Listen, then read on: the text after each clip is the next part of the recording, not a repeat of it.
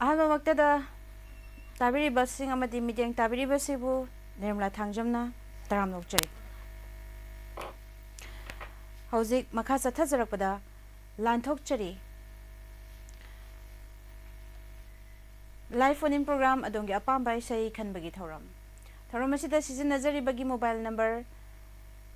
7005-707-808 ꯍꯥꯏꯔꯤꯕ ꯅꯝꯕꯔꯁꯤꯗ ꯀꯣꯜ ꯇꯧꯕꯤꯗꯨꯅ ꯑꯗꯣꯝꯒꯤ ꯑꯄꯥꯝꯕ ꯏꯁꯩ ꯈꯟꯅꯕꯒꯤ ꯈꯨꯗꯣꯡꯆꯥꯕ ꯗꯥꯏꯃꯟ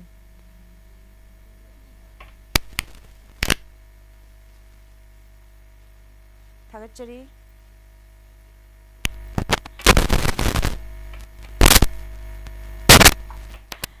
ꯃꯌꯥꯝ ꯄꯨꯝꯅꯃꯛ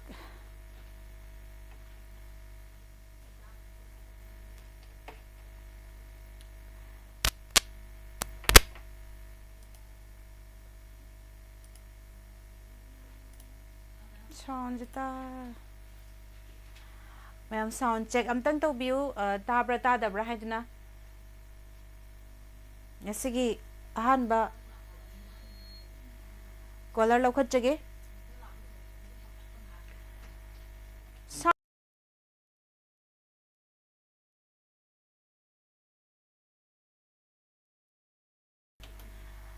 ꯊꯥꯒꯠꯆꯔꯤ ꯃꯌꯥꯝ ꯄꯨꯝꯅꯃꯛ꯫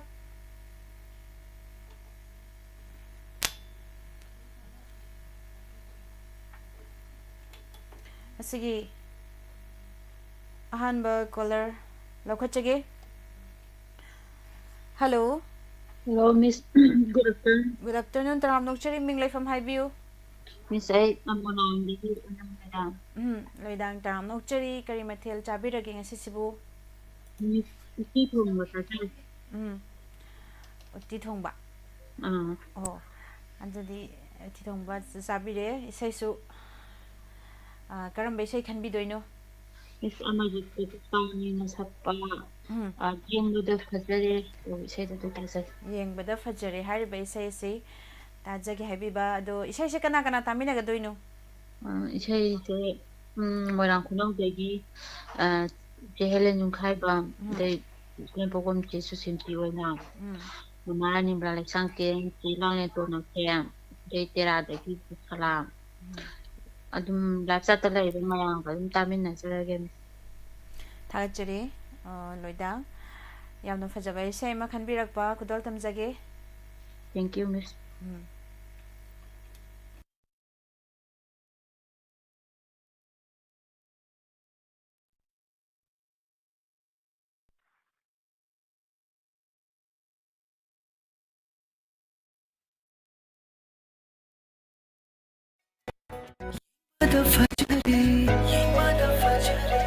ubada khoidare yengbada fajare ubada khoidare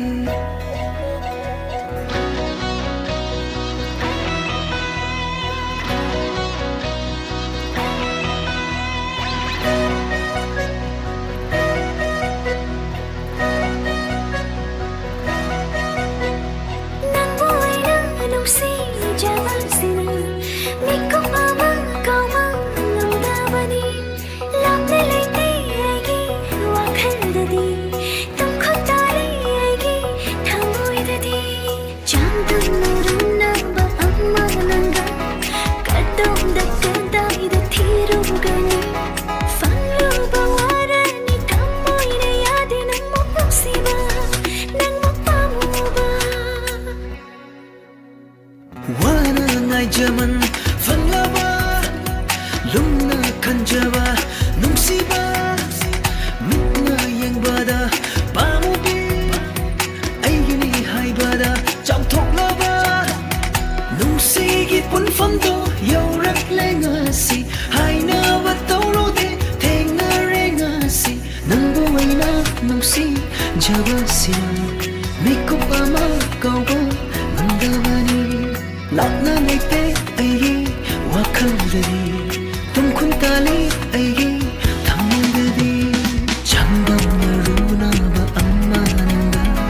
kadonda kantaida thirugani famno bawarani thamoina yade nangmuk nungsi nangmuk pamudi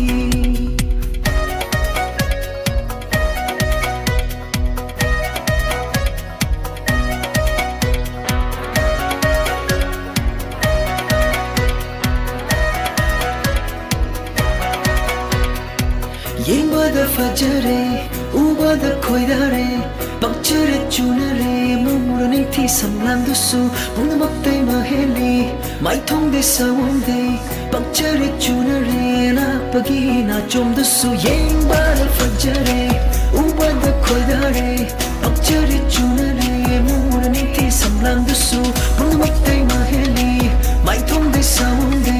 bakchere chunare, na pagi na chom dusu. Sonare nang tabu Masigi malemda Penjare kamoy se Aigi oiba fangjaba Hey hey yo Hey hey hey yo Hey hey yo Hey hey hey yo Hey hey yo Hey hey hey yo Hey hey yo Hey hey hey yo Mitsina uisilaga nangataram ngaledo malanga yaibata magishahum fangledo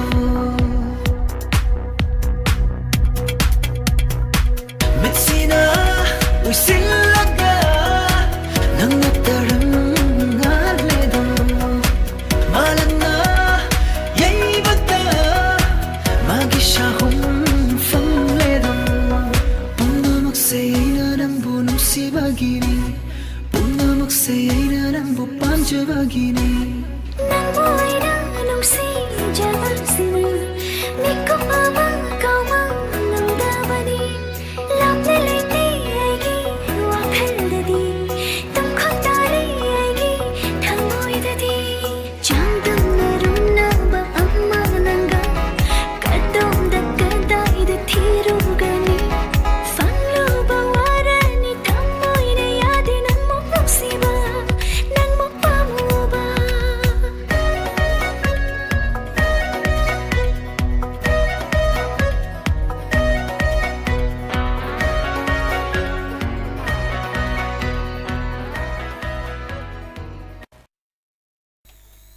थागेचरी ma'am पुमनमक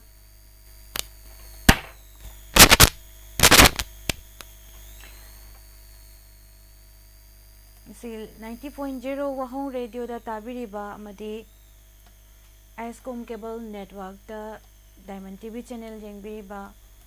SK TV online radio Khutsem radio दा ताबिरिबा पुमनमक तराम नोकचरी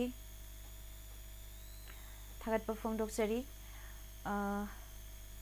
संबिरगलिबा नुंशिबी मचा इमारानी ब्लालाई शांगथेम वाइखोम नेने Thoibi संजनबम Indira Gayatri हैरोम Nebidita good afternoon जित सलाम मोइरांगथेम सनातोंबा अबे मंगांग हौबिजम इसे पूर्णिमा तराम नोकचरी युमखाइबम नेने Helen ओइनाम लोइदांग के ऐसमा जहर अबे मंगांग तराम नोकचरी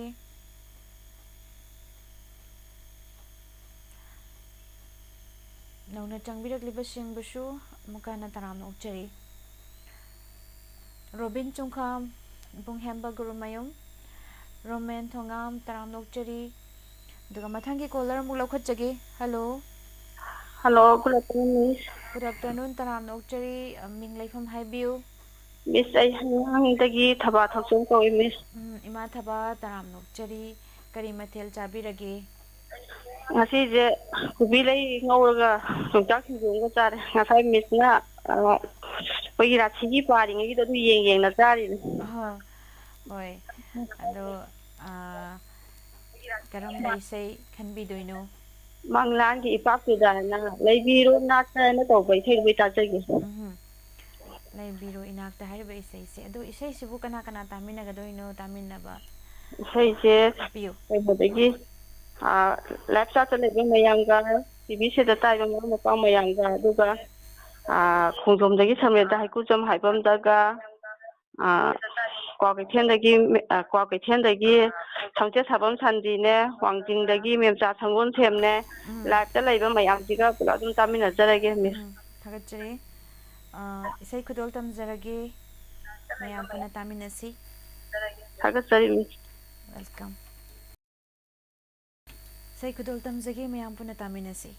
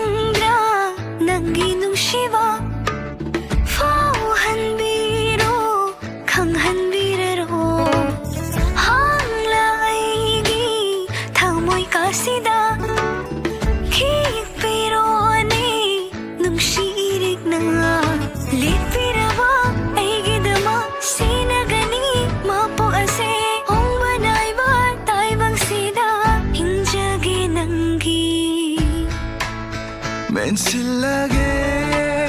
nung sibado hangla thamu kachinduda tai silage nung sigilangla tatanaba punsisigi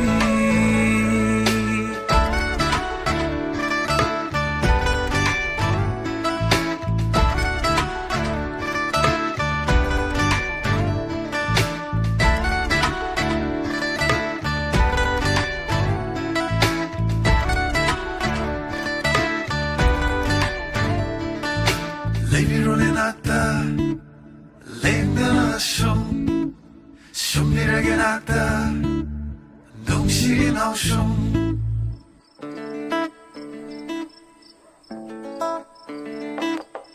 Lazy regen out the lake the show Shum ni rolling out the Dong shi now show Lady rolling out the lake the show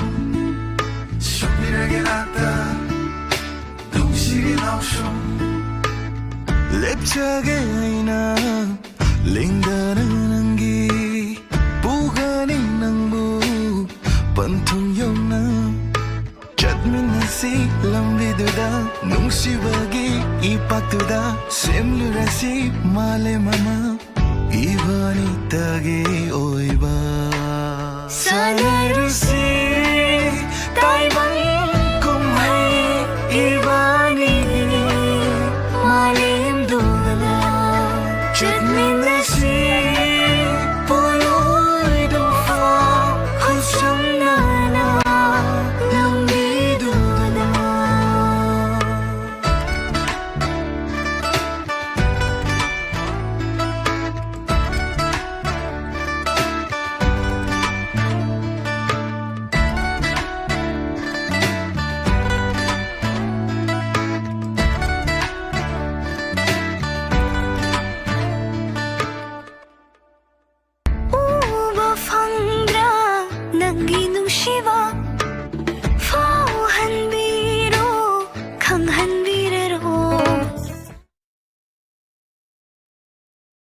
Tagachari mayam pumnamak 90.0 wahong radio tabiriba amadi Icecom cable ꯅꯦꯠꯋꯥꯔꯛꯇ Diamond TV channel ꯌꯦꯡꯕꯤꯔꯤꯕ ꯑꯗꯨꯒ Khutsem radio online ꯔꯦꯗꯤꯑꯣꯗ ꯇꯥꯕꯤꯔꯤꯕ ꯄꯨꯝꯅꯃꯛ SK TVꯗ ꯌꯦꯡꯕꯤꯔꯤꯕ ꯄꯨꯝꯅꯃꯛꯄꯨꯁꯨ ꯇꯔꯥꯝꯅ ꯑꯣꯛꯆꯔꯤ ꯆꯪꯕꯤꯔꯛꯂꯤꯕ ꯏꯕꯨꯡꯗꯧꯕ ꯈꯨꯔꯥꯏꯖꯝ ꯑꯝꯕꯤꯀꯥ ꯇꯔꯥꯝꯅ ꯑꯣꯛꯆꯔꯤ ꯏꯆꯦ ꯃꯨꯇꯨꯝ ꯂꯥꯡꯂꯦꯟꯕꯤ ꯅꯔꯥꯁꯤꯃꯥ ꯊꯥꯒꯠꯆꯔꯤ ꯍꯥꯏꯅꯤꯡꯉꯥꯏ ꯂꯩꯇꯅ ꯅꯣꯡꯃꯥꯏꯊꯦꯝ ꯃꯥꯂꯦꯝꯉꯥꯟꯕꯤ KS ꯃꯖꯍꯔ ꯕꯤꯗ꯭ꯌꯥꯄꯇꯤ ꯊꯧꯅꯥꯎꯖꯝ ꯄꯨꯝꯅꯃꯛꯄꯨ ꯅꯦꯅꯦ ꯕꯤꯅꯥꯔꯥꯅꯤ ꯍꯩꯒ꯭ꯔꯨꯖꯝ ꯏꯆꯦ ꯏꯕꯦꯝꯆꯥ ꯅꯤꯡꯊꯧꯖꯝ PP ꯄꯥꯝꯃꯩ ꯋꯤꯂꯤꯌꯝ ꯄꯥꯝꯃꯥꯏ KS ꯃꯖꯍꯔ ꯁꯥꯎꯟ ꯌꯥꯝꯅ ꯇꯞꯄꯤ ꯍꯥꯏꯁꯦ ꯌꯨꯇ꯭ꯌꯨꯕꯁꯤꯒꯤ ꯑꯣꯏꯗꯣꯏꯔꯥ ꯍꯥꯏꯕꯤꯔꯛꯑꯣ KS ꯃꯖꯍꯔ ꯂꯩꯈꯠꯆꯔꯛꯀꯦ ꯑꯗꯨꯝ ꯁꯦꯝꯖꯔꯛꯀꯦ ꯔꯣꯕꯤꯟ ꯆꯨꯡꯈꯥꯝ ꯅꯦꯅꯦ ꯍꯦꯂꯦꯟ ꯌꯨꯝꯈꯥꯏꯕꯝ ꯃꯣꯏꯔꯥꯡ ꯈꯨꯅꯧ ꯔꯣꯃꯦꯟ ꯊꯣꯉꯥꯝ ꯏꯆꯦ ꯄꯨꯔꯅꯤꯃꯥ ꯁꯦꯔꯥꯝ ꯇꯔꯥꯝꯅ ꯑꯣꯛꯆꯔꯤ ꯃꯊꯪꯒꯤ ꯀꯣꯂꯔ ꯑꯃꯃꯨꯛ ꯂꯧꯈꯠꯆꯒꯦ ꯀꯔꯝꯕ ꯏꯁꯩ ꯈꯟꯕꯤꯔꯛꯏ ꯍꯥꯏꯕꯗꯨ ꯃꯌꯥꯝ ꯄꯨꯟꯅ ꯑꯃꯨꯛ ꯇꯥꯃꯤꯟꯅꯁꯤ hello Good afternoon, Miss. Good afternoon ꯇꯔꯥꯝꯅ ꯑꯣꯛꯆꯔꯤ ꯃꯤꯡ ꯂꯩꯐꯝ ꯍꯥꯏꯕꯤꯌꯨ Obogayan Maningari Tamarantin. ꯀꯔꯤ ꯃꯊꯦꯜ ꯆꯥꯕꯤꯈ꯭ꯔꯒꯦ ꯉꯁꯤꯁꯤꯕꯣ Miss, Kubisaka Kanghoga Zai. ꯑꯗꯣ ꯂꯥꯏꯐ ꯐꯣꯟ ꯏꯟ ꯄ꯭ꯔꯣꯒ꯭ꯔꯥꯝ ꯑꯁꯤꯗ ꯁꯔꯨꯛ ꯌꯥꯕꯤꯔꯛꯄ ꯀꯔꯝꯕ ꯏꯁꯩ ꯈꯟꯕꯤꯗꯣꯏꯅꯣ Miss, Harichandra Filamki Arduna Golasanga, Bobinga, Nawagana Sapa, hello, I can see the Taja. ꯑꯗꯣ ꯏꯁꯩꯗꯣ ꯍꯜꯂꯣ ꯍꯜꯂꯣ ꯑꯩꯒꯤ ꯅꯨꯡꯁꯤꯕ ꯍꯥꯏꯕꯗꯨ ꯅꯠꯇꯕꯤꯗ ꯁꯨꯔ ꯑꯣꯏꯅ ꯉꯥꯡꯊꯣꯔꯛꯄꯗꯤ ꯀꯔꯤ ꯀꯥꯏ Ike Padi Matawanga. ꯍꯣꯏ ꯑꯗꯣ ꯇꯥꯕꯤꯅꯤꯡꯕ ꯍꯥꯞꯄꯤꯒꯗ꯭ꯔꯥ Lata Lady Baka Hake. ꯍꯥꯏꯕꯤꯌꯨ Ibung Doba Kurajam, and the Gidi Daibanganba, adagidi ibung samarendra temen chasagol se dagidi nomaithe malengambi samila nomaithe adagidi inau pirojita aduga ambika aduga wahung radio tabiri mayang punna tajaraga atai dilo kaure tabiri mayam thawba yade ꯊꯥꯒꯠꯆꯔꯤ ꯃꯌꯥꯝ ꯏꯁꯩ ꯌꯥꯝ ꯐꯖꯕ ꯑꯃ ꯈꯟꯕꯤꯔꯛꯄ ꯍꯥꯏꯅꯤꯡꯉꯥꯏ ꯂꯩꯇꯅ ꯏꯁꯩ ꯈꯨꯗꯣꯜ ꯇꯝꯖꯒꯦ ꯍꯔꯤꯆꯟꯗ꯭ꯔ Thank you, Miss. ꯐꯤꯂꯝꯗꯒꯤ ꯋꯦꯜꯀꯝ ꯍꯔꯤꯆꯟꯗ꯭ꯔ ꯐꯤꯂꯝꯗꯒꯤ ꯍꯦꯂꯣ ꯍꯦꯂꯣ ꯑꯩꯒꯤ ꯅꯨꯡꯁꯤꯕ ꯍꯥꯏꯔꯤꯕ ꯏꯁꯩ ꯑꯁꯤ ꯈꯨꯗꯣꯜ ꯇꯝꯖꯒꯦ ꯃꯌꯥꯝ ꯄꯨꯟꯅ ꯇꯥꯃꯤꯟꯅꯁꯤ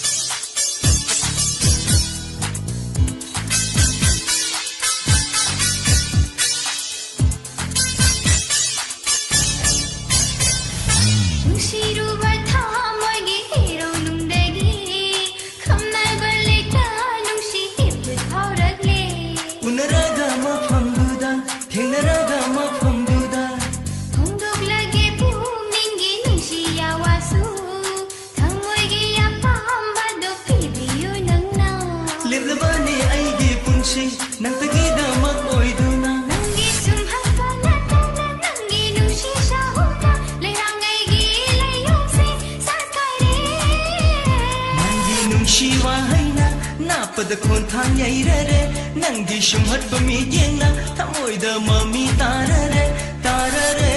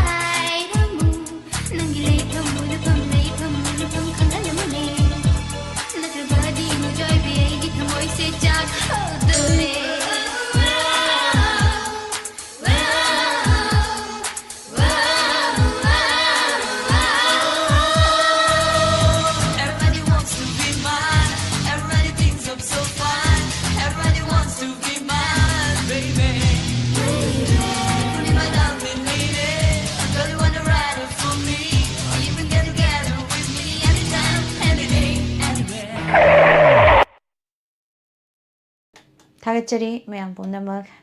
हरिचंद्र फिल्म्सदगी इशै यामना नुंगाइना तामिनखरे अदुगा नौना चंगबिरकलिबा राधा थोइबी तराम नोकचरी केल्विन लाइश्रम इचे मुतुम लांगलेनबी तराम नोकचरी अदुगा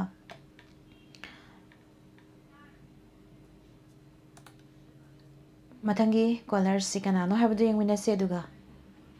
हेलो हेलो तराम नोकचरी मिंग लाइफम हाइबियु मिस आई पार्टी करी मथेल चाबिख्रगे ngasibo ngasi se kangsoi sa aram bai sai khanbi ge doino samai kwan thakpa amukta udik ngasi da tu mo se tung ta ji thingbai jam soran kumar gi mayek ta doi sai che tabining bai happy gedra tabining mazle ai ki family wahong tari ba tazak tage होय थागतचरी अदुदी इसै खुदल तमजरके ma'am पुना तामिनरसी thank you miss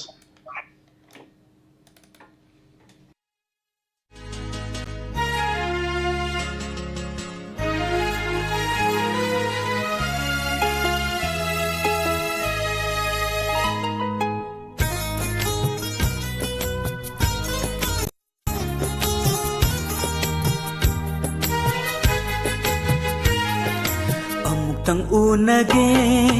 khalingai sida maga magi luhong bagi ma pau yaurakle amuk tang unage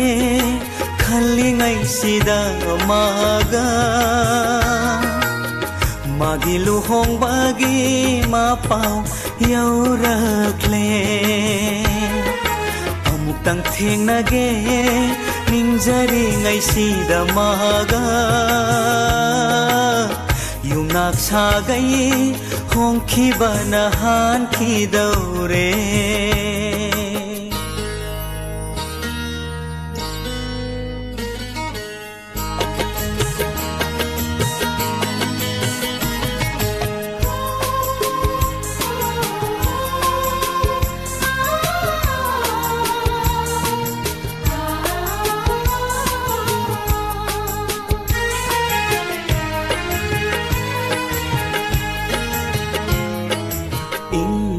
ꯇꯞꯂꯕꯤꯅꯣ ꯖꯥꯃꯇꯧꯗ ꯊꯥꯖꯔꯨꯗꯦ ꯑꯁꯨꯝ ꯂꯥꯞꯊꯣꯛꯈꯤꯅꯤ ꯂꯥꯏꯅ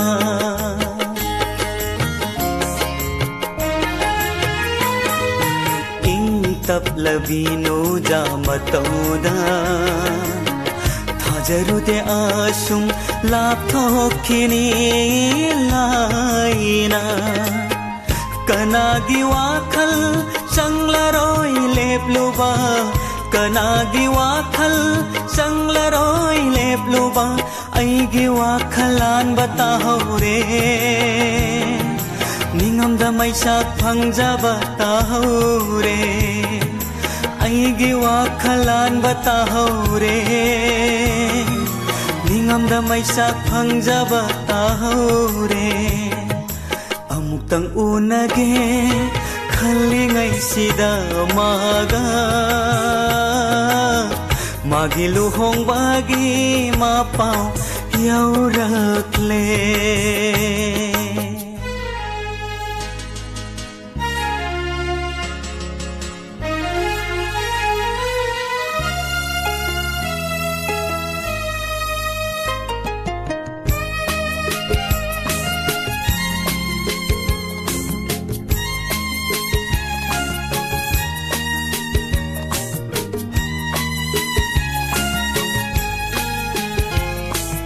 Karamba apenba nungsigi lamano mimangda aibu lenariba mana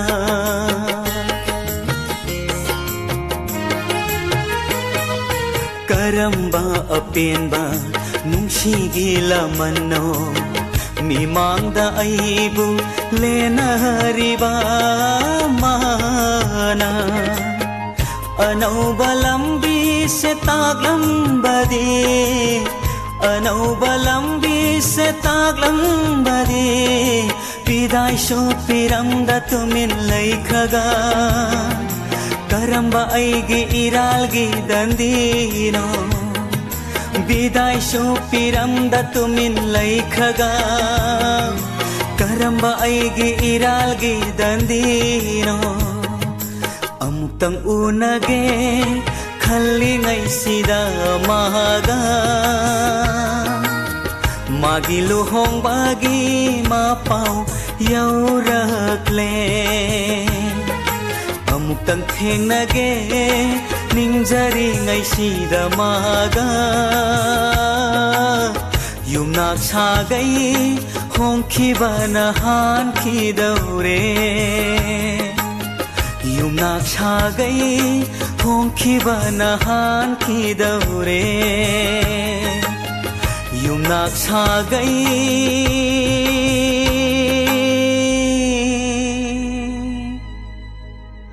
hongkhibana hankhidore Thagachari mayam pumnamak changbirakliba yaifaba yumnam Ketan Arambam Helena Taram Nochari Say Makudol Tamzage Laybiriba Mayam Tabiriba Yingbiriba Mayam the Kudol Tamzage Dedicate Zage Ho Iril Turil Haribai say Sekudol Tamzage Mayam Punataminasi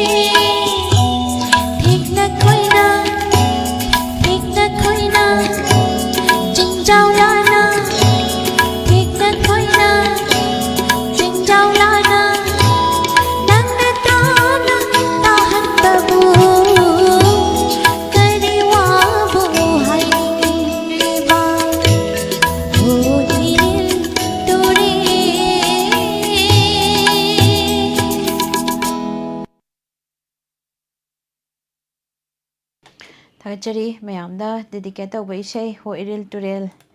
ꯃꯌꯥꯝꯗ ꯈꯨꯗꯣꯜ ꯇꯝꯖꯈ꯭ꯔꯦ ꯃꯊꯪꯒꯤ colour ꯑꯃꯨꯛ ꯂꯧꯈꯠꯆꯒꯦ ꯑꯗꯨꯒ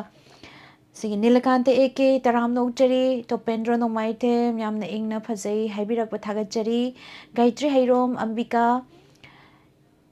ꯅꯦꯕꯤꯗꯤꯇꯥ ꯁꯥꯕꯤꯇ꯭ꯔꯤ ꯅꯦꯅꯦ ꯁꯥꯕꯤꯇ꯭ꯔꯤ ꯂꯥꯏꯇꯣꯟꯖꯝ ꯇꯔꯥꯝꯅ ꯑꯣꯛꯆꯔꯤ ꯊꯥꯒꯠꯆꯔꯤ ꯃꯌꯥꯝ ꯄꯨꯝꯅꯃꯛ ꯏꯁꯩꯁꯤꯗ ꯃꯌꯥꯝ ꯁꯞꯄꯣꯔꯠ ꯇꯧꯕꯤꯌꯨ ꯍꯥꯏꯕꯤꯕ ꯏꯕꯨꯡꯗꯣꯕ ꯈꯨꯔꯥꯏꯖꯝ ꯊꯥꯒꯠꯆꯔꯤ ꯏꯕꯨꯡ ꯍꯦꯝꯕ ꯒꯨꯔꯨꯃꯌꯨꯝ ꯊꯥꯒꯠꯆꯔꯤ ꯁꯛꯍꯦꯟꯕꯤꯌꯨꯝꯅ ꯊꯥꯒꯠꯆꯔꯤ ꯃꯌꯥꯝ ꯄꯨꯝꯅꯃꯛ ꯑꯗꯨꯒ ꯀꯦ.ꯋꯥꯏ ꯃꯪꯂꯦꯝꯕ ꯏꯕꯨꯡ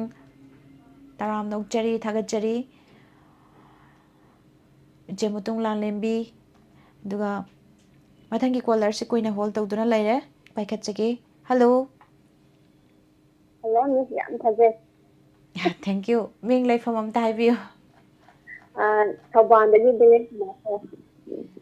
ꯊꯧꯕꯥꯜꯗꯒꯤ ꯀꯔꯤ ꯍꯥꯏꯕꯤꯕ ꯕꯦꯂꯦꯟꯇꯤꯅꯥ ꯕꯦꯂꯦꯟꯇꯤꯅꯥ ꯑꯗꯣ ꯀꯔꯤ ꯃꯊꯦꯜ ꯆꯥꯕꯤꯔꯒꯦ ꯕꯦꯂꯦꯟꯇꯤꯅꯥ ꯍꯪꯒꯥꯝ ꯊꯣꯡꯕ ꯆꯥꯏ ꯃꯤꯁ ꯍꯪꯒꯥꯝ ꯊꯣꯡꯕ ꯑꯗꯣ ꯂꯥꯏꯚ ꯐꯣꯟ ꯏꯟ ꯄ꯭ꯔꯣꯒ꯭ꯔꯥꯝ ꯑꯁꯤꯗ ꯁꯔꯨꯛ ꯌꯥꯕꯤꯔꯛꯄ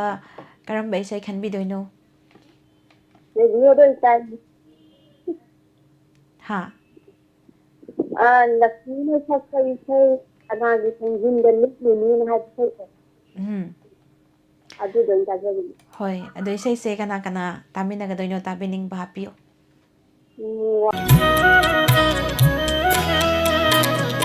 ꯀꯅꯥꯒꯤ ꯊꯣꯡꯖꯤꯟꯗꯕꯨ ꯂꯦꯞꯂꯨꯅꯤ ꯅꯤꯡꯉꯣꯜ ꯑꯣꯏꯕꯤ ꯄꯨꯟꯁꯤꯅ ꯄꯂꯦꯝ ꯄꯟꯊꯧ ꯅꯣꯡꯒꯥꯈ꯭ꯔꯒ ꯀꯅꯥꯏ ꯃꯐꯝꯗꯕꯨ ꯑꯣꯏꯅꯔꯨꯅꯤ ꯅꯣꯡꯃ ꯐꯥꯗꯣꯛ ꯆꯠꯆꯅꯤꯡꯕ ꯏꯄꯥꯝꯂꯝꯗ ꯅꯨꯡꯁꯤꯕ ꯀꯅꯥꯒꯤ ꯊꯣꯡꯖꯤꯟꯗꯕꯨ ꯂꯦꯞꯂꯨꯅꯤ ꯅꯤꯡꯉꯣꯜ ꯑꯣꯏꯕꯤ ꯄꯨꯟꯁꯤꯅ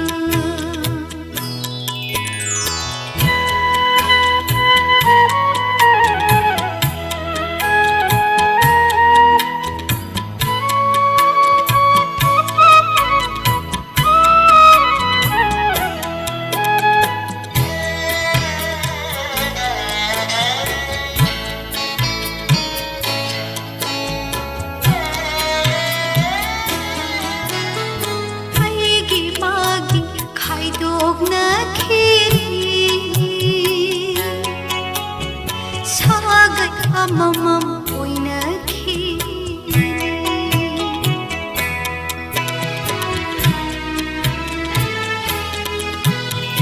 ꯑꯩꯒꯤ ꯃꯥꯒꯤ ꯈꯥꯏꯗꯣꯛꯅꯈꯤꯅꯤ 사글 어머멈 보이나키니 닝올 본시 랍나라니 이젠이너 동안키니 юм레 어머멈 떠나키니 마땅히 콩레 똥이나 까나이 마팡다부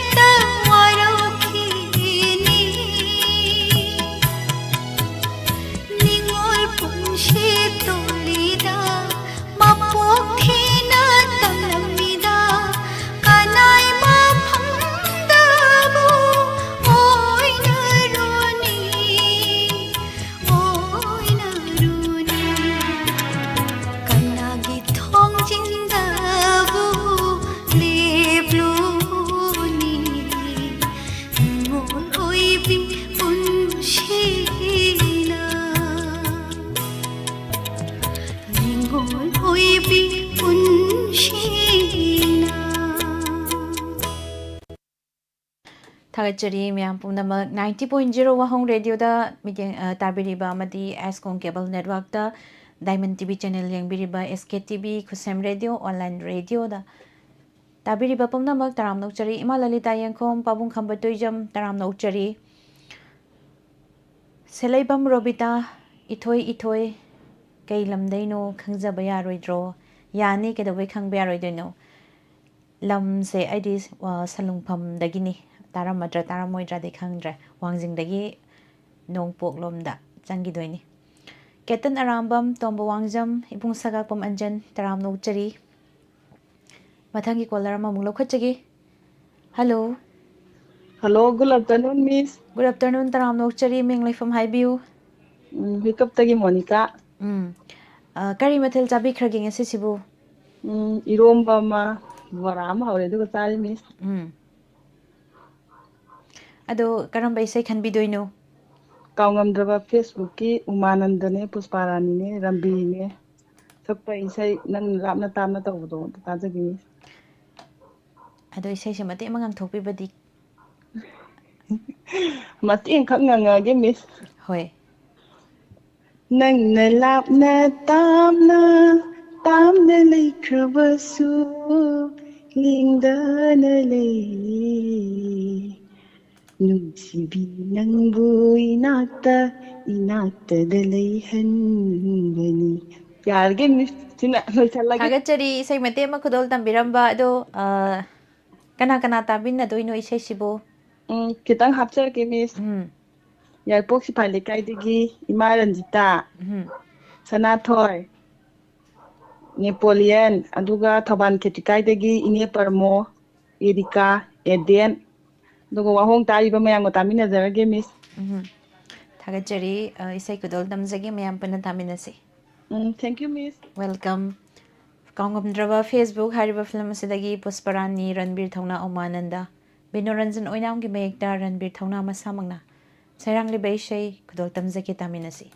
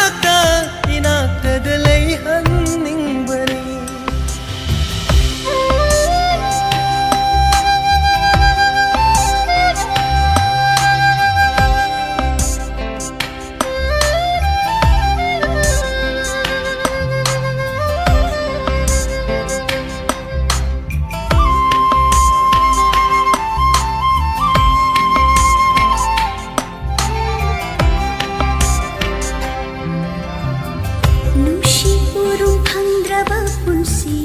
ꯀꯔꯤꯒꯤ ꯆꯤꯡꯅꯔꯨꯅꯤ ꯃꯩꯁꯥꯃꯕꯨ ꯃꯩ ꯆꯥꯛꯇꯅ ꯌꯣꯝꯂꯕ ꯄꯨꯟꯁꯤ ꯑꯣꯏꯕꯤꯌꯨꯀꯣ ꯅꯪꯅ ꯂꯤꯔꯤ ꯍꯣꯝꯕ ꯃꯥꯂꯪꯕ ꯂꯩꯔꯥꯡ ꯂꯩꯅꯥꯗ ꯄꯛꯄ ꯁꯦꯡꯂ ꯑꯌꯨꯛꯀꯤ ꯃꯤꯠꯅꯥꯅꯤ ꯅꯪꯗꯤ ꯅꯨꯡꯁꯤꯕ ꯅꯪꯒꯤ ꯂꯩꯅꯕꯨ ꯊꯃꯣꯏ ꯄꯜꯅ ꯂꯩꯔꯥꯡ ꯂꯩꯅꯥꯗ ꯄꯛꯄ ꯁꯦꯡꯂꯕ ꯑꯌꯨꯛꯀꯤ ꯃꯤꯠꯅꯥꯅꯤ ꯅꯪꯗꯤ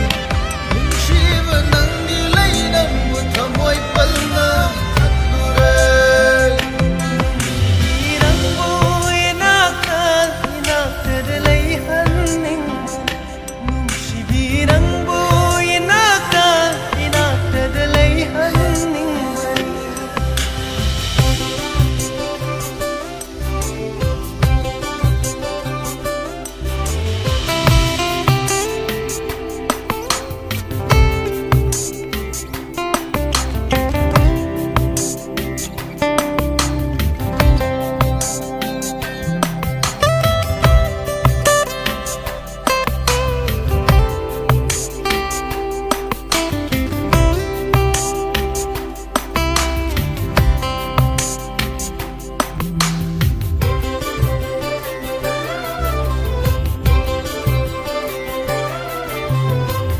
wakatpasu ngamdraba wakhal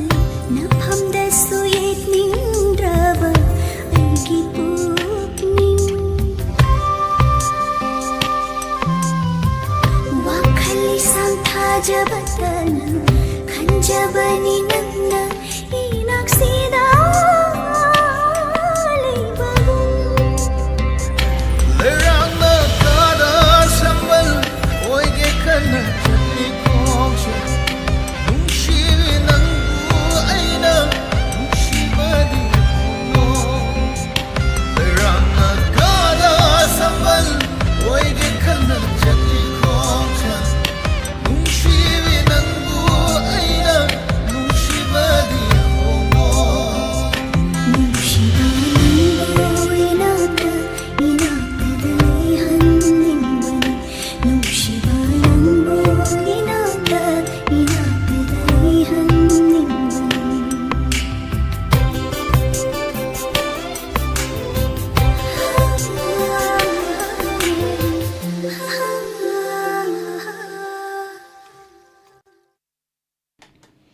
Thagachari mayam pumnamak sigi charuk yabiriba tabiriba busu kaka nate sorry Saktiman tamo chauba amujau kambam taram nokchari yaifaba yumnam taram nokchari ibung sakum anjan ibung hendi laishram taram nokchari Robin Sumkam karimathil charake haibire sida chai nungtigi pung ama taba matamda asidi hawai kangtak thonge yongsa ama singju sure irum ama taure bora ama leirure du chare soba okram taram nokchari Radha Thoibi mayam pumnamak live ithoi sigi hojik tawjariba live phone program asigi kagi thamjariba number se screen da sulai jare aduga asina su haijarake 7005 707 808 hariba number sida call da widuna apam be sai khanbe khudong chaba thamjari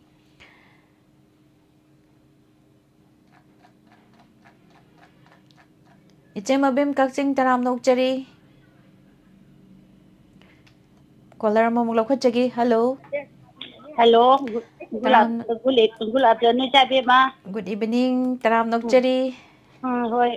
phone tawjari se wa kene te puki mapan dagi BMA. Ima ibema taram nokchari kai mathil chabi khrage Ma se tigomba ma tawre. Dai ka so amazu yaure ka ngo amazu bora amaga tawre.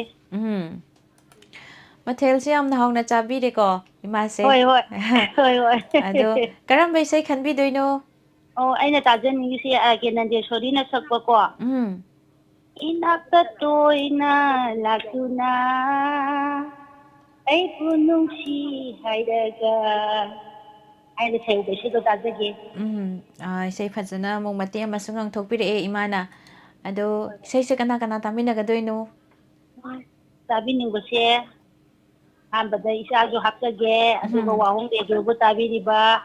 Life ꯆꯥꯠꯇ ꯂꯩꯕꯤꯔꯤꯕ, ꯑꯗꯨꯒ ꯑꯇꯣꯞꯄ TV ꯆꯦꯅꯦꯜꯁꯤꯡꯗ ꯃꯤꯠꯌꯦꯡ ꯇꯥꯕꯤꯔꯤꯕ ꯑꯩꯈꯣꯏ ꯃꯌꯥꯝ ꯄꯨꯟꯅ ꯇꯥꯃꯤꯟꯅꯖꯔꯒꯦ.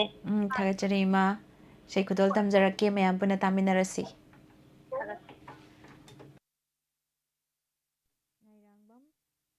ꯉꯥꯏꯔꯥꯡꯕꯝ ꯁꯔꯠꯆꯟꯗ꯭ꯔꯒꯤ ꯃꯌꯦꯛꯇ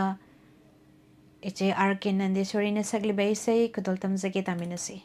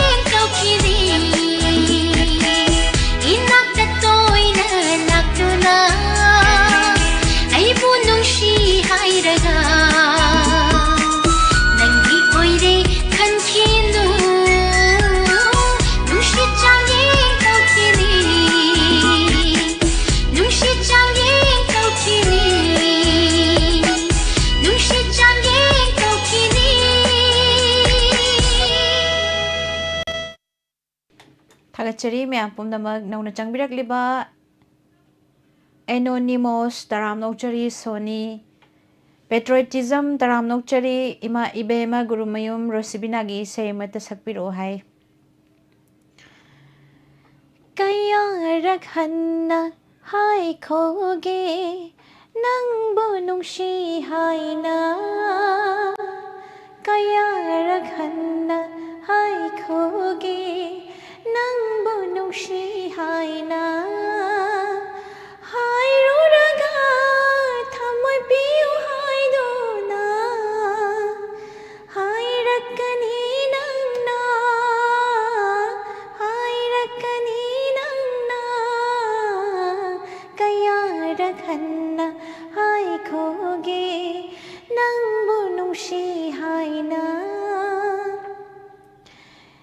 IBI ꯑꯃꯅ ꯍꯥꯏꯕꯤꯔꯛꯄ ꯏꯁꯩ ꯃꯇꯦꯛ ꯑꯃꯇꯪ ꯉꯪꯊꯣꯛꯆꯕꯅꯤ ꯃꯤꯁ ꯂꯥꯏꯐꯁꯦ ꯄꯨꯡ ꯀꯌꯥ ꯐꯥꯎꯕꯅꯣ ꯁꯟꯗꯣꯛꯇꯣꯏꯁꯦ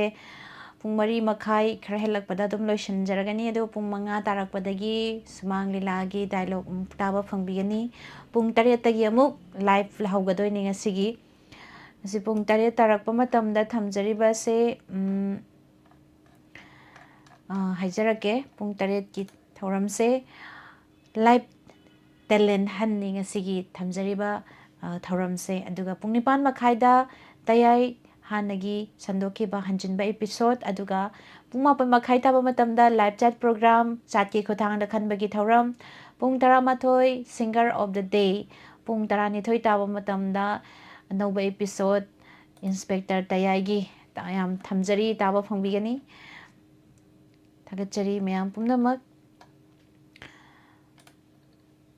ꯌꯥꯏꯐꯕ ꯌꯨꯝꯅꯥꯝ ꯏꯆꯦ ꯁꯣꯃꯣꯂꯥ ꯁꯥꯃꯨꯔꯥꯏ ꯂꯥꯠꯄꯝ ꯇꯔꯥꯝ ꯅꯧꯆꯔꯤ ꯏꯃꯥ ꯀꯨꯃꯥꯝ ꯕꯤꯃꯣꯂꯇꯥ ꯉꯍꯥꯟ ꯃꯈꯩ ꯎꯔꯨꯗ꯭ꯔꯦ ꯉꯁꯤ ꯑꯃꯨꯛ ꯎꯕ ꯐꯪꯖꯔꯦ ꯊꯥꯒꯠꯆꯔꯤ ꯃꯤꯁꯁꯦ ꯐꯥꯕ ꯂꯥꯛꯑꯅꯤ ꯊꯃꯣꯏꯅ ꯈꯣꯏꯗꯥꯖꯔꯦ ꯂꯥꯛꯑꯣ ꯂꯥꯛꯑꯣ ꯐꯥꯕ ꯂꯥꯛꯑꯣ ꯌꯥꯏꯃ ꯈꯩꯁꯥꯝ ꯉꯁꯤꯗꯤ ꯌꯥꯝ ꯂꯦꯝꯅ ꯐꯖꯩ ꯍꯥꯏꯕꯤꯔꯛꯑꯦ ꯊꯥꯒꯠꯆꯔꯤ ꯀꯔꯤ ꯋꯥꯅꯣꯅꯦ ꯇꯥꯛꯄꯤꯔꯤꯁꯤꯕꯨ ꯁꯅꯥꯁꯤ ꯑꯩ ꯇꯔꯥꯝ ꯅꯧꯆꯔꯤ ꯑꯗꯨꯒ ꯃꯊꯪꯒꯤ ꯀꯣꯂꯔ ꯑꯃꯃꯨꯛ ꯂꯧꯈꯠꯆꯒꯦ ꯏꯆꯦ ꯑꯟꯖꯅꯥ ꯒꯨꯗ ꯏꯚꯤꯅꯤꯡ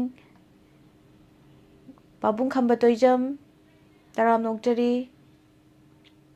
ꯅꯦꯕꯤꯗꯤꯇꯥ ꯑꯔꯨꯟꯊꯤꯌꯥꯝ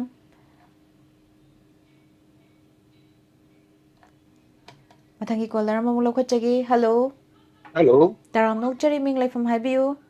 ꯑꯩ ꯈꯣꯡꯖꯣꯝ ꯑꯋꯥꯡꯂꯝꯗꯒꯤ ꯄꯨꯝꯖꯥ ꯃꯔꯥꯡꯊꯦꯝ ꯊꯧꯕꯥꯜ ꯅꯣꯡꯒꯥꯡꯈꯣꯡꯗꯒꯤ ꯈꯣꯡꯖꯣꯝ ꯑꯋꯥꯡ ꯂꯩꯀꯥꯏꯗꯒꯤ ꯏꯍꯦ ꯈꯣꯡꯖꯣꯝ ꯑꯋꯥꯡ ꯌꯥꯝ ꯈꯦꯠꯅꯔꯦ ꯅꯛꯃꯟꯗꯅ ꯑꯧ ꯏꯕꯣꯝꯆꯥ ꯍꯥꯏꯕꯤꯕ ꯁꯥꯔ ꯏꯕꯣꯝꯆꯥ ꯇꯔꯥꯝ ꯅꯣꯛꯆꯔꯤ ꯈꯣꯡꯖꯣꯝ ꯑꯋꯥꯡ ꯂꯩꯀꯥꯏꯗꯒꯤ ꯊꯧꯕꯥꯜ ꯅꯣꯡꯒꯥꯡꯈꯣꯡ ꯍꯥꯏꯅ ꯇꯥꯖꯔꯨꯔꯦ ꯑꯗꯣ ꯀꯔꯤ ꯃꯊꯦꯜ ꯆꯥꯕꯤꯔꯒꯦ ꯑꯩ ꯉꯁꯤꯗꯤ ꯑꯉꯥꯡꯈꯩꯅ ꯍꯋꯥꯏ ꯀꯥꯡꯇꯛꯀ ꯌꯦꯔꯨꯝꯒ ꯊꯣꯡꯉꯦꯅ ꯇꯧ ꯂꯩꯔꯝꯃꯦ ꯑꯣ ꯑꯗꯣ ꯂꯥꯏꯐ ꯐꯣꯟ-ꯏꯟ ꯄ꯭ꯔꯣꯒ꯭ꯔꯥꯝ ꯑꯁꯤꯗ ꯁꯔꯨꯛ ꯌꯥꯕꯤꯔꯛꯄ ꯀꯔꯝꯕ ꯏꯁꯩ ꯈꯟꯕꯤꯗꯣꯏꯅꯣ ꯑꯩꯈꯣꯏꯅ ꯃꯩꯇꯩ ꯐꯤꯂꯝꯒꯤ ꯂꯥꯏꯁ꯭ꯔꯝ ꯃꯦꯝꯅ ꯁꯛꯄ ꯋꯥꯍꯪ ꯑꯃꯒꯤ ꯋꯥꯈꯜꯗ ꯄꯥꯎꯈꯨꯝ ꯄꯤꯒꯦꯅ ꯈꯟꯕꯅꯦꯅ ꯉꯥꯏꯕꯅꯦꯅ ꯇꯧꯕ ꯑꯃ ꯏꯁꯩ ꯑꯃ ꯂꯩꯖꯕꯗꯣ ꯃꯦꯗꯥꯝ ꯍꯣꯏ ꯑꯗꯨ ꯐꯣꯟꯅꯤ ꯃꯦꯗꯥꯝ ꯍꯥꯏꯒꯗ꯭ꯔꯥ ꯃꯤꯁ ꯍꯥꯏꯒꯗ꯭ꯔꯥ ꯃꯁꯤ ꯑꯩꯈꯣꯏꯒꯤ ꯐꯣꯟ ꯂꯩꯁꯤꯗꯤ ꯋꯥꯔꯤꯅꯤ ꯑꯩꯈꯣꯏꯒꯤ ꯂꯥꯏꯐ ꯆꯥꯠꯇꯁꯨ ꯊꯦꯡꯅꯔꯤꯕꯗꯤ ꯚꯥꯏ ꯕꯣꯟꯙꯨꯃꯛꯇꯅꯤ ꯏꯆꯦ ꯏꯆꯜꯃꯛꯇꯅꯤ ꯃꯥꯅꯦ ꯋꯥꯔꯤꯕꯨ ꯑꯗꯣ ꯑꯩꯈꯣꯏꯅ ꯀꯔꯤ ꯀꯧꯖꯗꯣꯏꯅꯣ ꯑꯩꯈꯣꯏꯗꯗꯤ ꯍꯥꯏꯗꯤ ꯁꯦꯡꯅ ꯍꯥꯏꯔꯒꯗꯤ ꯑꯩꯈꯣꯏꯅ ꯃꯦꯗꯥꯝ ꯃꯤꯁ ꯑꯩꯈꯣꯏꯅ ꯁꯨꯝ ꯍꯥꯏꯖꯕꯅꯦꯕꯀꯣ ꯍꯣꯏ ꯑꯩꯈꯣꯏꯗꯗꯤ ꯁꯦꯡꯅ ꯍꯥꯏꯔꯒꯗꯤ ꯄꯥꯕꯨꯡ ꯑꯣꯏꯅ ꯑꯣ ꯌꯥꯏꯌꯦ ꯀꯧꯒꯗꯕꯅꯤ ꯄꯥꯕꯨꯡ ꯑꯗꯨꯝ ꯀꯧꯖꯒꯦ ꯏꯆꯥꯒꯨꯝꯕꯅꯤ ꯑꯗꯣ ꯍꯣꯏ ꯃꯌꯥꯝ ꯀꯧꯅꯕꯒꯤ ꯑꯩꯈꯣꯏꯅ ꯑꯗꯨꯝ ꯀꯧꯕꯒꯤ ꯍꯣꯏ ꯋꯥꯔꯤꯅꯤ ꯍꯣꯏ ꯍꯣꯏ ꯀꯩꯁꯨ ꯀꯥꯏꯗꯦ ꯄꯥꯕꯨꯡ ꯀꯔꯤ ꯏꯁꯩꯅꯣ ꯈꯟꯕꯤꯗꯣꯏꯁꯤꯕꯨ ꯍꯥꯏꯕꯤꯈ꯭ꯔꯦꯀꯣ ꯂꯥꯏꯁ꯭ꯔꯝ ꯃꯦꯝ ꯁꯛꯄ ꯑꯗꯣ ꯄꯥꯕꯨꯡ ꯃꯇꯦꯛ ꯑꯃ ꯉꯥꯡꯊꯣꯛꯄꯤꯔꯛꯄꯒꯤ ꯈꯨꯗꯣꯡꯆꯥꯕ ꯂꯩꯒꯗ꯭ꯔꯣ ꯃꯁꯤ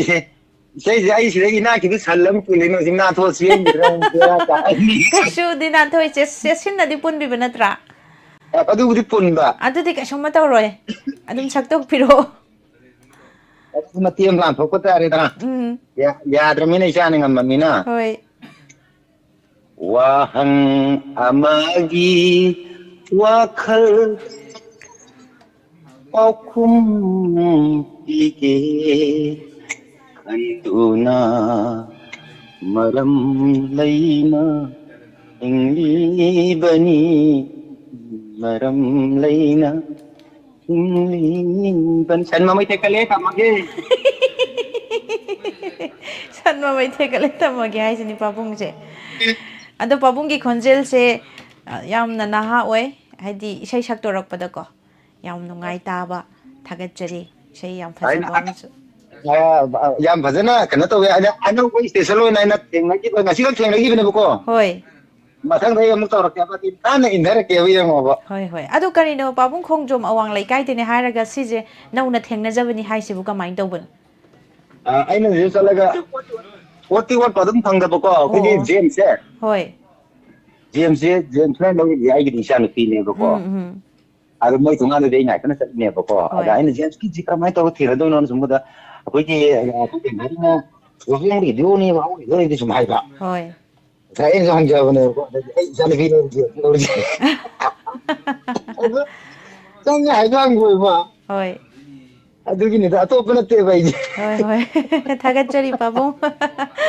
ꯀꯅꯥꯁꯨ ꯅꯠꯂꯝꯗ꯭ꯔꯦ ꯑꯗꯨ ꯏꯁꯩ ꯈꯨꯗꯣꯜ ꯇꯝꯖꯔꯛꯑꯒꯦ ꯊꯦꯡꯛ ꯌꯨ ꯇꯥꯃꯤꯟꯅꯁꯤ ꯕꯪꯒ ꯁꯔꯃꯒꯤ ꯃꯌꯦꯛꯇ ꯑꯥꯏꯌꯝ ꯁ꯭ꯌꯥꯝꯁꯤꯡꯅ ꯁꯩꯔꯥꯡꯂꯤꯕ ꯏꯁꯩ ꯋꯥꯍꯪ ꯑꯃꯒꯤ ꯋꯥꯈꯜꯗ ꯈꯨꯗꯣꯜ ꯇꯝꯖꯒꯦ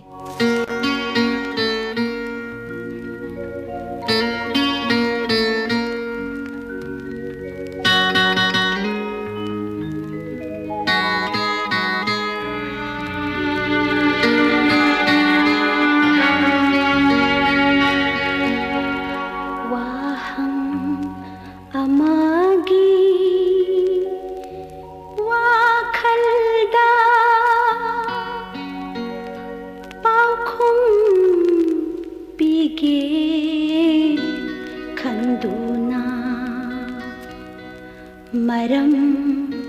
लैना हिंगली बनी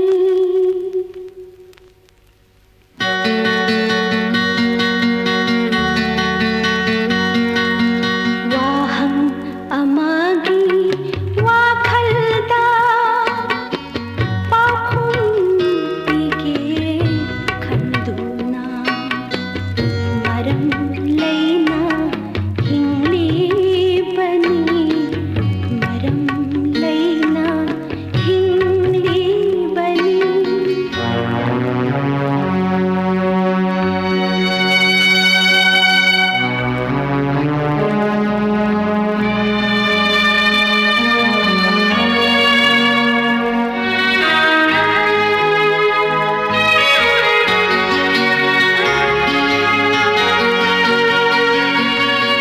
आईना अजीब पामलू बना शीशे नाय तुम ताजबनी आईना अजीब पामलू बना शीशे नाय तुम ताजबनी वाहं आमा लांकी बना वाहई तुदा लमुक न बनी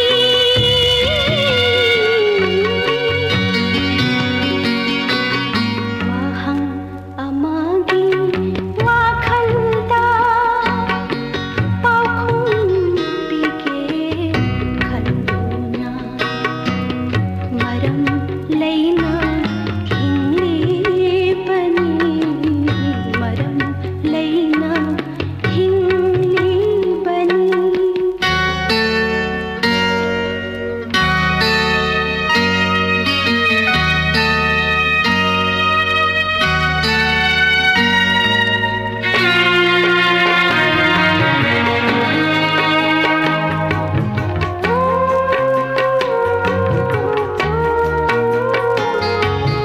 वाहं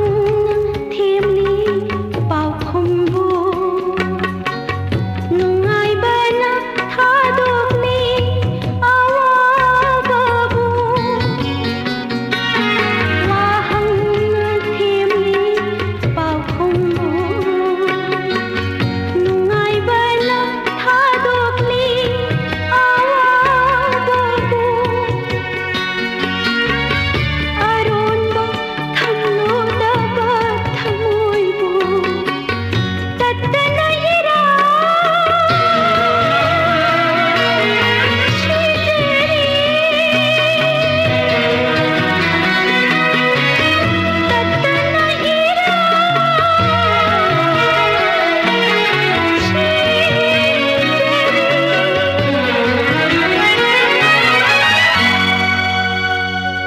वाहं अमागी वाखलदा पाउखुं पीके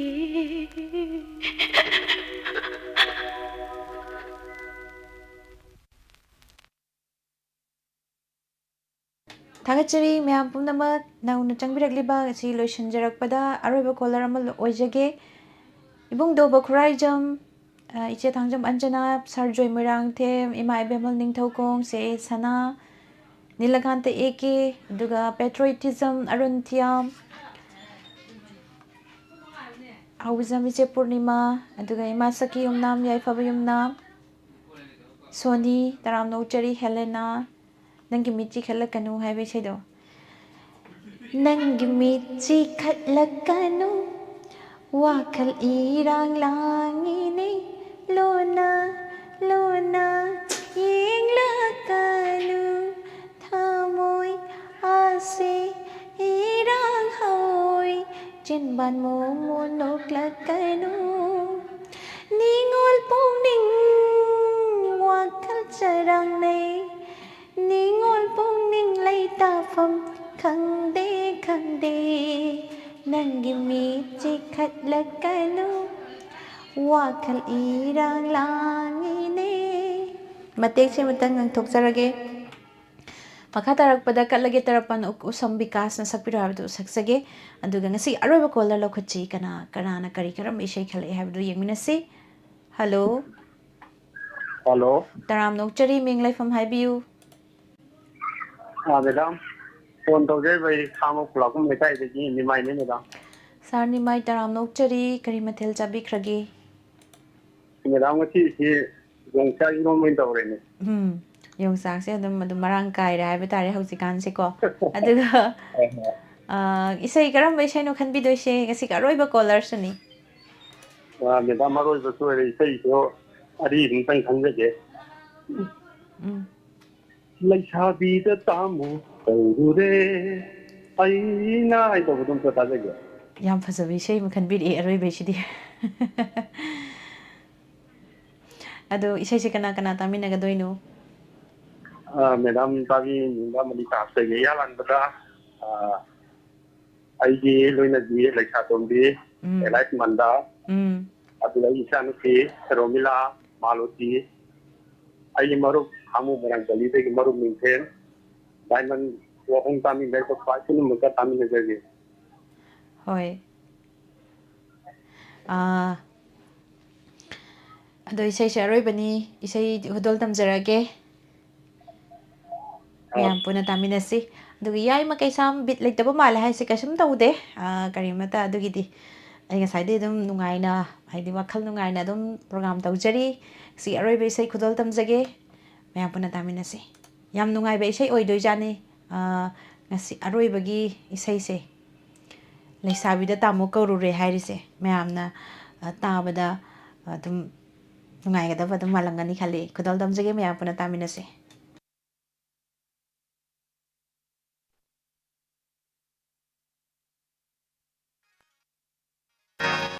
भाई रमेश चंद्र नत्रने रमेश नत्रने हाय मानीने कइनो नंगना दुदा सिदा तौदना फमना लेतुबो हा कइदोरगे वानी कइनो तुमिन्ना सुम लेसिबो कइगिनो से हगलो मा हगलो अस नाइ खोदा कइदोरगे भाई आई ngasi पुंगनिंग याम नुंसी कइदोबि पुंगनिंग नुंसिरिबा हेरा लैसाबी मखंगना फुगे तोरकोय वानीदा लैसाबीना अवोय फरे दुबो अदु हेक्ति याब्रायबा कमाय तोइनो अमृत तमोसी लैसाबीदा तामो कौरुरे ऐना लैसाबीदा तामो कौरुरबा हा नंग नमित्तु करा येंगिनोयबा मुन्ना येंगबा याद्रो हा कमाय वादौ थखरे नंगसिबा लैसाबीदा तामो कौरुरे ऐना लैसाबीदा तामो कौरुरे ऐना कनाना खंगनी मसम तुबा कक्का लगा खोंग्राव अमा सेसिलगा मसम तुबा कक्का लगा खोंग्राव अमा सेसिलगा सिनेमा होन ममांगदा पानुकान मनाकदा लेपलंबादी निपादु ngai he निपादु ngai he लैसाबीदा तामो कौरुरे Anna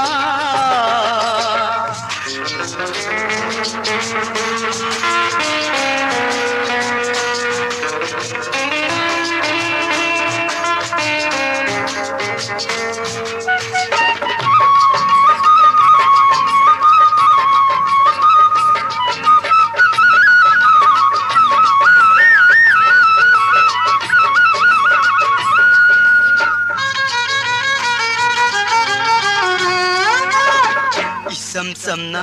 hanglubani taknarubanate kaisu matam ase kayam thengkhri khangningduna aina isam samna hanglubani taknarubanate kaisu matam ase kayam thengkhri khangningduna aina nangna mi le sabi du kari hanguri no ni aidi mangon dai cham cham na tamo pung kya targe le sabi du nangna tamo pung kya targe haru le sabi du kari hair ki mi ma am tam ha yamna thina budi serak pana teda mi maya mamang du mana ingonda aphau sairo namai pisil uro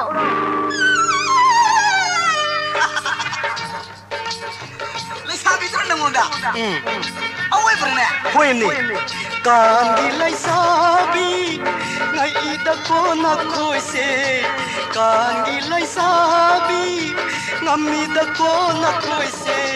migi mamang du da ai bu thina hekta saiba migi mamang du da ai bu thina hekta ngamba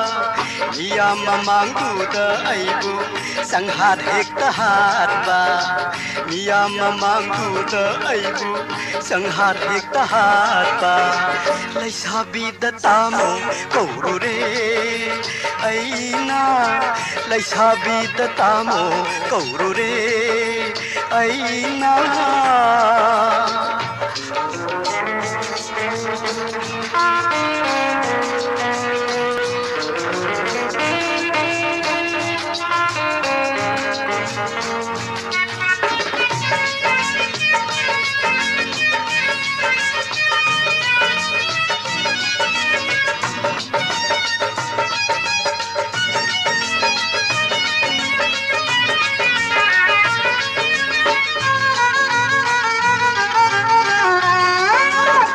खल्लू खल्लू खल्लू रागा खोइदौ असे सौगा लाई निंसिंग निंसिंग निंसिंग लूरा पुकनिंग असे नुंसिराई खल्लू खल्लू खल्लू रागा खोइदौ असे सौगा लाई निंसिंग निंसिंग निंसिंग लूरा पुकनिंग असे नुंसिराई कानगी लाई Sabi ngai da ko na khoi se kangi lai sabi ngami da ko na khoi se migi mamang du da ai bu thi na hekta saiba migi mamang du da ai bu thi na hekta ngamba miya mamang du da ai bu sanghat hekta hatba miya mamang du da ai bu sanghat hekta hatba lai sabi da tamo koru re aina lai sabi da tamo koru re aina kanana khangni masam tu bakak laga khongrao ama sil laga masam tu bakak laga khongrao ama sil laga sinma khon mamangda panukan manakta leplambadi nipadu ngai he nipadu ngai he lai sabi da tamo koru re aina lai sabi da tamo koru re aina lai sabi da tamo koru re aina lai sabi da tamo koru re aina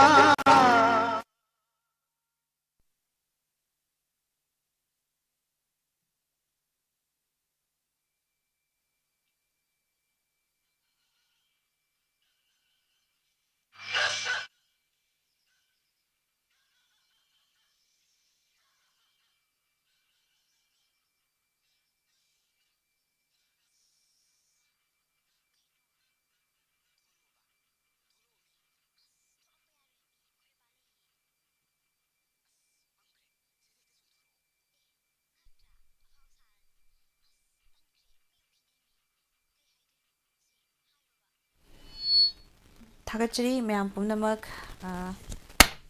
ngasigi live ta laibiriba पुनमकपु थगत फोंदोक्चरी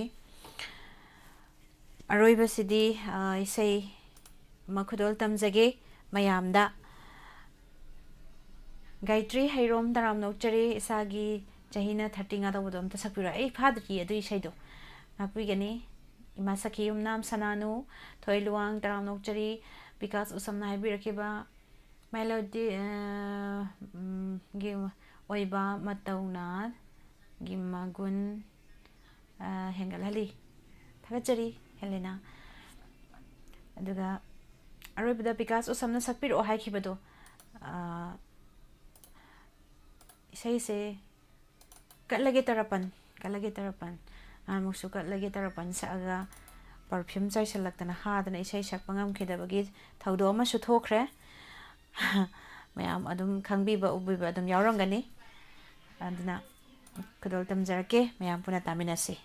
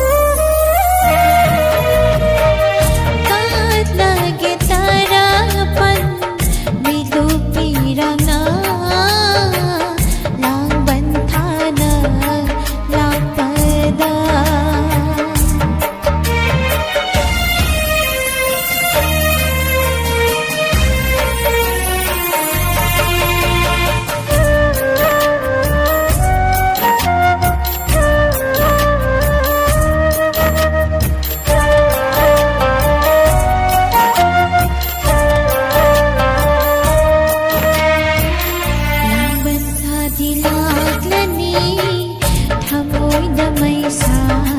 हेलनी asum asum मेरा था दिलागलनी थमोय दमैसा पेलनी asum asum नन्ना इनाता लेरिंगै नन्ना इनाता लेरिंगै asum nawagani kallude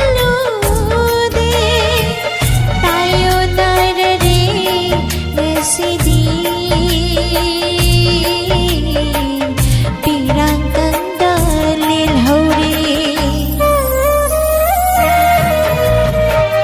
kada gitara pan midu pirang na lang bantana lang pada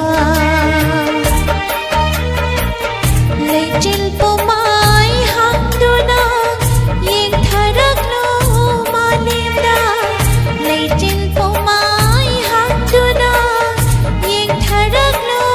malimda nai tum tarabi punsi se mai chang thang mi bi mapuk se karam na hing ho ai bagi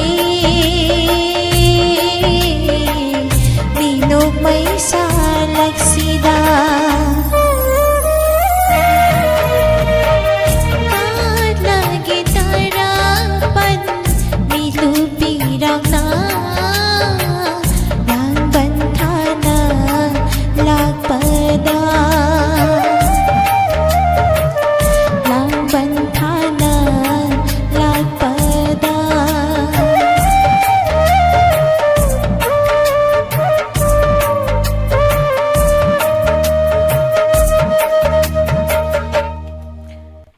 Thagachari mayam pumnamak loirakpada isai usam bikasna sakpiyu haiba isai ma khudol tamjari mayamda mathang mathang ngasi nauna changling sinbirakliba pumnamak pusu thagatpa phongdosari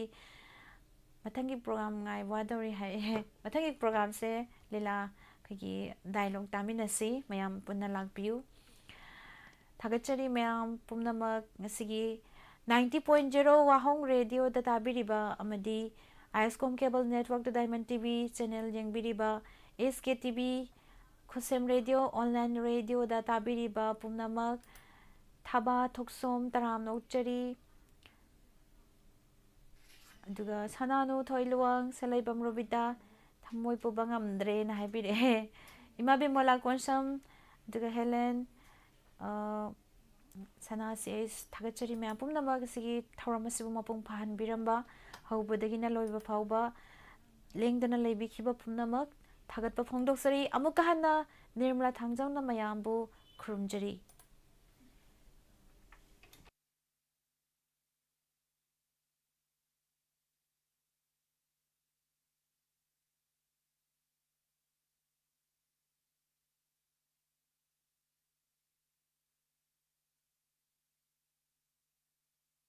Admission open, admission open. Global Boys Hostel, New Delhi. Hostel asida class 6 tagi 12 ta leiba mahiroi singi admission gi khudong chaba pizari. Hostel asi maru oina North East amasung Manipuri singi khudong chaba pizari. Saint Nirankari School, Apex Public School, Saint John Convent School na chingba school singda admission tawgi khudong chaba pizari. Satra singi transfer ki facility su pizari. Medical amasung engineering students singna afaba coaching institute singda admission tawhanbagi khudong chabasu pizari. Chang naina afaba expert sing kauduna career amasung guidance pijagani. Satra singi coaching amadi library gi khudong chabasu pizari. Akupa marol gi damak makhada pizari ba contact number asida call tawiyu. Global Boys Hostel, New Delhi.